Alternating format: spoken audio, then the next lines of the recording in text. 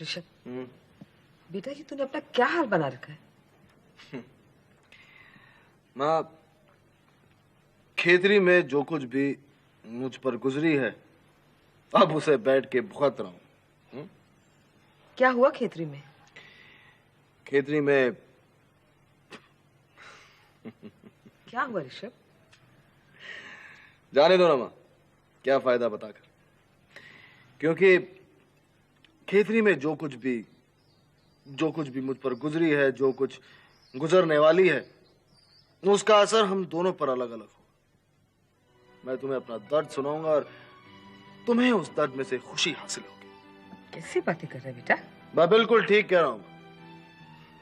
देखो ना, एक ही घर में, एक ही छत के नीचे, एक ही खबर किसी के लिए खुशखबरी बन के आती है और किसी के लिए बर्बादी का कमाल है। मल्होत्रा खानदान की छतों के नीचे अजीब परिवार पलते हैं। देख बेटा, ये बात हम कल सुबह कर लेंगे। जा सो जा। और तूने ये जो शराब का तमाशा शुरू किया है ना, अच्छी बात नहीं है। नहीं मां, नहीं। आज मैंने कुछ शुरू नहीं किया।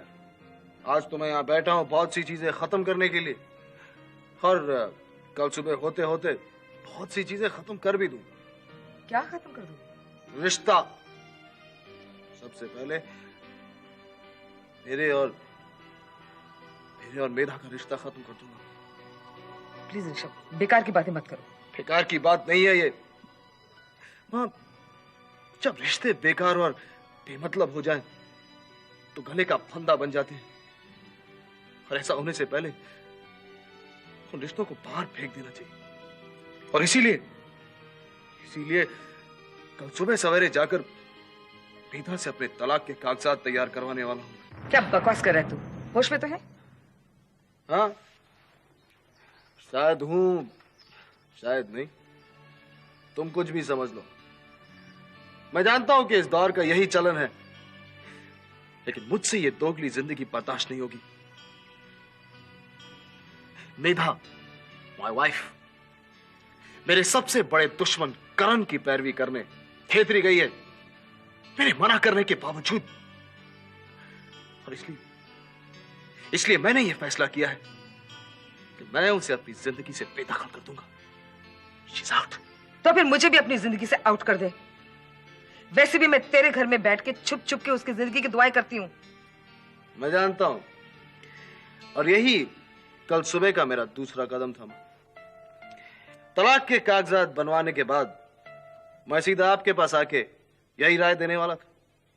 क्या राय देने वाली थी? मैं भी तो सुनो। ठीक है, अगर कल सुबह तक इंतजार नहीं कर सकती तो अभी सुन लीजिए। मां, अगर तुम्हारे दिल में करण के लिए इतनी ममता है, और इतनी ही ममता रहने वाली है, तो फिर यहां मेरे घर में खुशी खुशी रहने का ढोंग करने की कोई जरूरत नहीं। जाओ और जाकर करण के साथ रहो, क्योंकि इस घर में तुम्हारे उस आंख के तारे की बर्बादी और तबाही के मंसूबे तैयार किए जाते हैं। चलिए जाओ मां, मुझे भी तुम्हारी कोई जरूरत नहीं। Good night.